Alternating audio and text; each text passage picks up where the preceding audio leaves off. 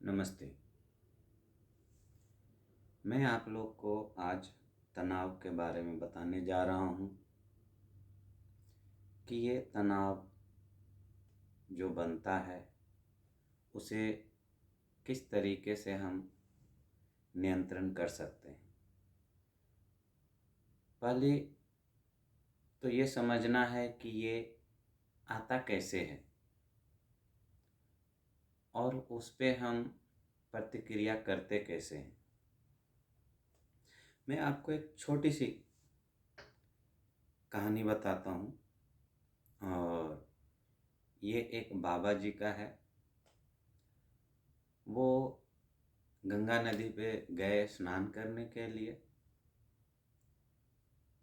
तो अक्सर देखा करते थे कि ये लोग मछली पकड़ के अपना दिनचर्या बिताते हैं और उस मछली को बेच के अपना काम भी कर लेते हैं और उसके बाद उनसे जो पैसा मिलता है उसके बाद उनका जीवन यापन भी चलता है।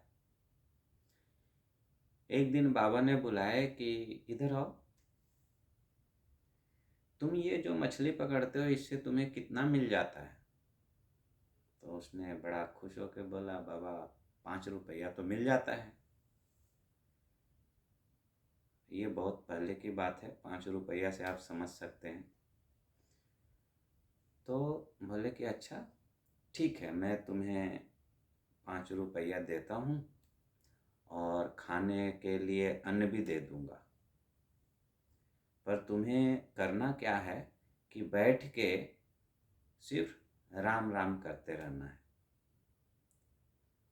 तो दोनों बड़ा खुश हुआ, कह रही ये क्या है, बैठ के सिर्फ राम राम करो, 5 रुपया भी मिल जाएगा और अन्न भी मिल जाएगा, ये तो बड़ा आराम का काम है। दोनों ने बड़ा खुश होकर बोले हाँ हम करेंगे। अगले दिन उसने शुरू किए और शाम को उसे 5 रुपया मिला और अन्न भी मिले। एक दिन हुआ, 2 दिन हुआ, तीसरा दिन छोड़ दिया। वापिस देखा तो मछली पकड़ रहे हैं। बोले अरे ये क्या कर रहे हो, तुम्हें तो बैठ के राम राम करने के लिए बोला था, पैसे भी दूंगा। तो बोले बाबा करना तो चाहा, लेकिन बैठ के उतना देर राम राम होता ही नहीं है। ऐसा लगता है कि मैं मर जाऊंगा, मेरे मन में छटपटाहट होता है, बेचैनी होता है, पता नहीं ऐसा लगता है क्या हो रहा है मेरे साथ। तो मुझसे तो हुआ ही नहीं, करना तो बहुत चाहा। तो बोला अच्छा, तो हाँ हमसे नहीं होगा, हमारा ये मछली पकड़ने का ही ठीक है। और वो चला गया। तो होता क्या है कि हम सालों से जिस चीज का अभ्यास कर रहे हैं हमें वही खींचता है और हम उसी ओर जाते हैं। तो तनाव उसी तरह से काम करता है। जैसे हम पढ़ाई कर रहे हैं, पढ़ाई करते करते उसमें मन नहीं लगा और एग्ज़ाम हमने दिया, पास होने की तो आशा बहुत था पर पास हुआ नहीं, फेल हो गया। अब क्या करूं, लोग क्या बोलेंगे, बिल्डिंग से कूद ही लगा दिया और मैं मर गया। इसी तरीके का कई कारण होता है। किसी ने प्यार में धोखा खा लिए, प्रेमी हो या प्रेमिका हो, प्रेमी ने मार दिया प्रेमिका को या प्रेमिका ने मार दिया प्रेमी को। क्यों मारता है, क्या दुश्मनी है दोनों में? नहीं, दोनों का विचार आपस में नहीं मिला और किसी उसने उसको या उसने इसको मार दिए।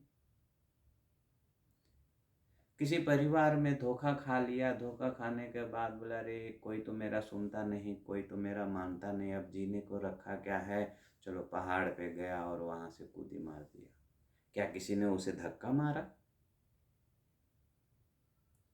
किसी ने नहीं। तो वो होता क्या है, तो यहाँ पे ध्यान देने वाली बात ये है कि हमने जो दो बताए, एक प्रेमी प्रेमिका और एक उसको पढ़ाई को लेके बोला, और तीसरा ये कि पहाड़ से कूदा। तो सब में यही बात है कि पास्ट पे उसने क्या किया। पढ़ाई, पास्ट में उसने अच्छे से अभ्यास नहीं किया, पढ़ाई नहीं किया, जिसके कारण परिणाम फेल हो गए।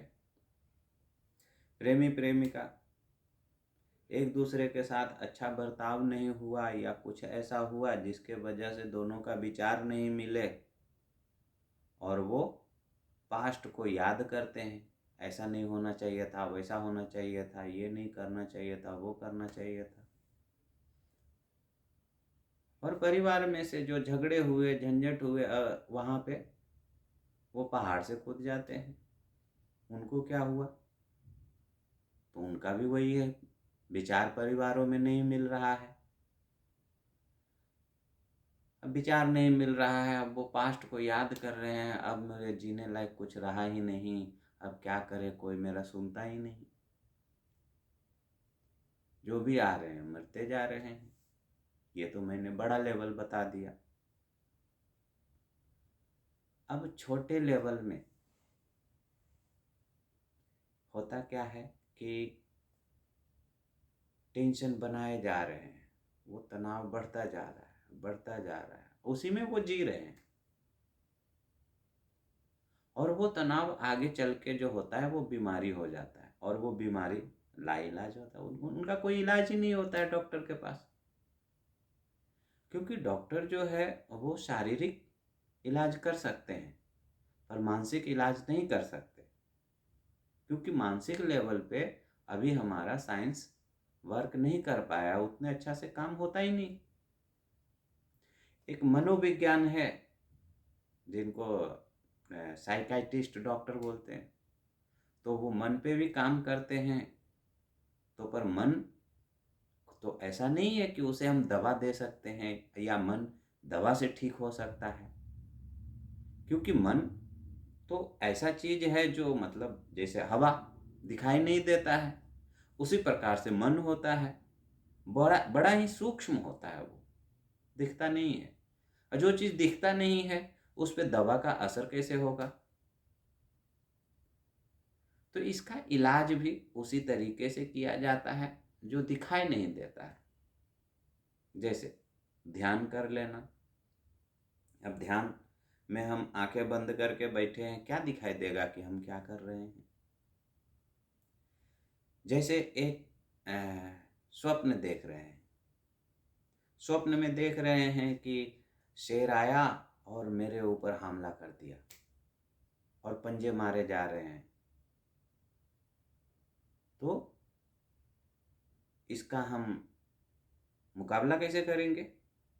इससे लड़ना है तो हमें तलवार लाना होगा। तो तलवार कहाँ से लाएंगे? तो सीधी सी बात है, जहाँ से शेर आया, शेर कहाँ से आया? स्वप्न में आया। तो हमें तलवार भी स्वप्न में ही लेना पड़ेगा। वहाँ पे वास्तविक तलवार काम नहीं करेगा, वास्तविक भाला नहीं काम करेगा, वो स्वप्न का ही भाला होना चाहिए, तलवार भी होना चाहिए, तभी उस शेर से हम लड़ सकते हैं।